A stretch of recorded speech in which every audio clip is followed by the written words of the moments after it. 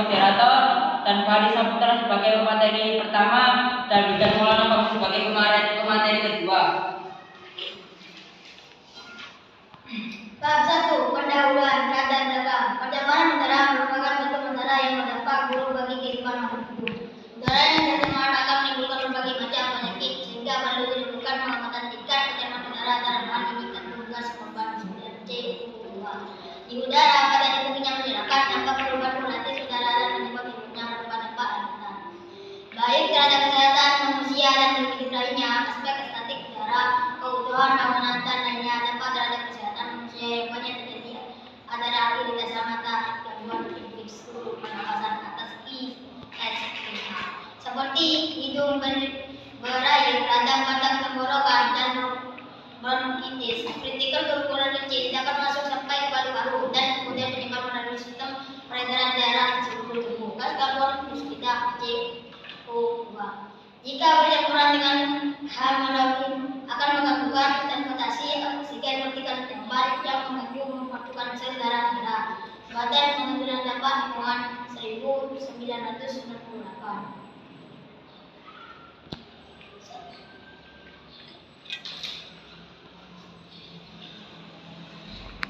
Bab 2. Pembahasan.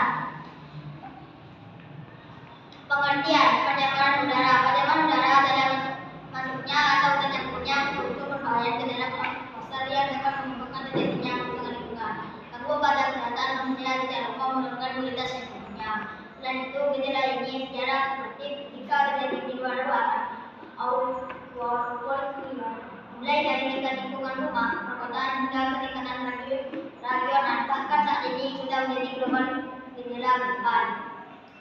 Penyebab pencemaran udara.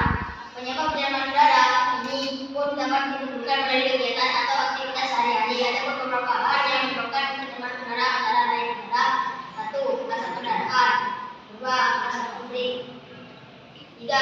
Asap rokok, 4. Pembangkit listrik, 5. Letusan gunung berapi, 6. Pertanian, 7. Pertambangan, 8. Aktivitas rumah tangga, 9. Kebakaran hutan, 10. Timbuhan sampah, 11. Penambangan hutan secara liar.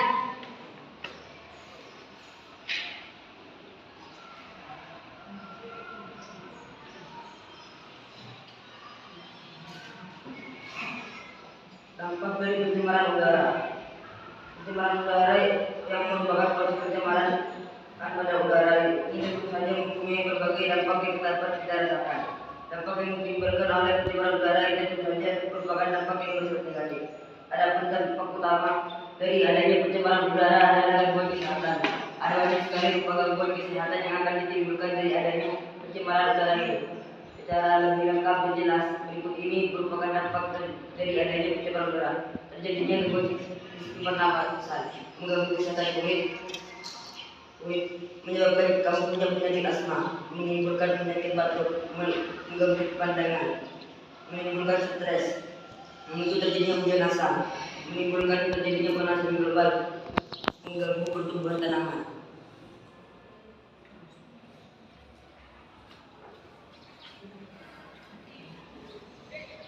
Upaya penanggulangan pencemaran udara. Pencemaran udara memanglah hal atau peristiwa yang harus diwaspadai, dijauhi atau bahkan dihilangkan. Hal ini karena kita tidak mengetahui bersama bahwasannya pencemaran udara atau pencemaran udara ini sangat bersifat tidak baik atau negatif. Oleh karena itulah kita sebagai manusia, sebagai makhluk yang mempunyai akan sudah semantasnya menjaga kesehatan bumi dari orang-orang yang tidak bertanggung. Ada beberapa cara yang dapat dilakukan untuk dijadikan solusi menghadap pencemaran udara ini. Beberapa solusi tersebut antara lain sebagai berikut. Yang pertama, dilakukan penyuluhan terhadap masyarakat mengenai pentingnya udara yang bersih dan juga bebas dari pencemaran. Yang nomor dua, penegakan kembali peraturan atau perundang-undangan tentang lingkungan, melakukan penyaringan terhadap asap atau limbah asap yang akan dibuang ke udara bebas agar tidak terlalu membahayakan kesehatan bumi. Hal ini terutama harus dilakukan oleh pabrik-pabrik atau lokasi-lokasi yang membuang asap sebagai salah satu limbahnya. Yang nomor 3, mengurangi penggunaan bahan bakar fosil sebagai pembangkit listrik atau energi yang lainnya. Hal ini karena bahan bakar fosil dapat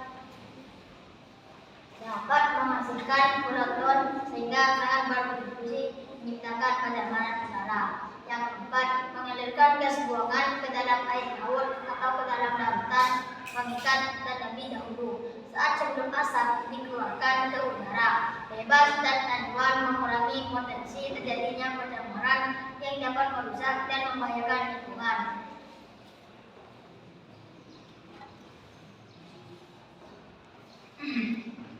Menggunakan peralatan atau bahan-bahan yang lebih ramah lingkungan dalam kehidupan sehari-hari, mengurangi jumlah kendaraan pribadi dan membiasakan diri menggunakan transportasi umum atau mulai hidup sehat dengan menggunakan sepeda, mengganti bahan bakar kendaraan menjadi bahan bakar yang ramah lingkungan seperti biogas, menjaga kelestarian hutan. Dengan kata lain juga ikut melakukan tanam pohon atau penghijauan dan menghindarkan diri dari orang-orang yang berniat jahat terhadap hutan. Tidak melakukan pengundulan hutan, mulai melakukan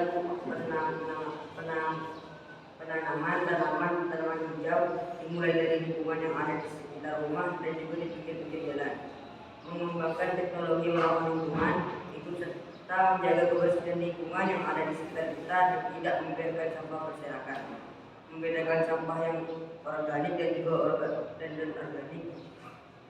Mengolah sampah non-organik yang masih layak dipakai menjadi barang-barang yang berguna dan menimbun sampah-sampah organik agar menjadi pupuk organik. Mengurangi penggunaan insektisida secara berlebihan karena dapat mencemari tanah.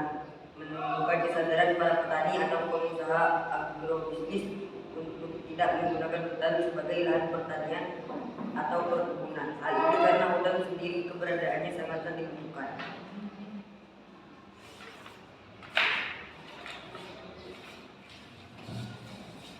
Bab 3. Penutup. Kesimpulan, pencemaran udara adalah masuknya atau tercampurnya unsur-unsur berbahaya ke dalam atmosfer yang dapat mengakibatkan terjadinya kerusakan lingkungan, gangguan pada kesehatan manusia, secara umum menurunkan kualitas lingkungan. Pencemaran udara dapat terjadi di mana-mana, misalnya di dalam rumah, sekolah, kantor, atau yang sering disebut pencemaran dalam ruangan, indoor pollution. Pencemaran udara yang merupakan proses pencemaran pada udara ini tentu saja mempunyai berbagai dampak yang dapat kita rasakan. Dampak yang ditimbulkan oleh pencemaran udara ini tentu saja merupakan dampak yang bersifat negatif. Adapun dampak utama dari adanya pencemaran udara adalah gangguan kesehatan.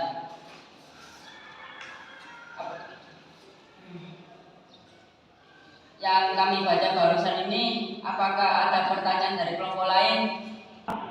Saya mengambil lebih dari kelompok 2. Bisa dijelaskan kembali penyebab terjadinya pencemaran udara? Soalnya tadi pemateri terlalu cepat presentasinya. Penyebab pencemaran udara. Ini pun dapat diberikan melalui kegiatan atau aktivitas sehari-hari.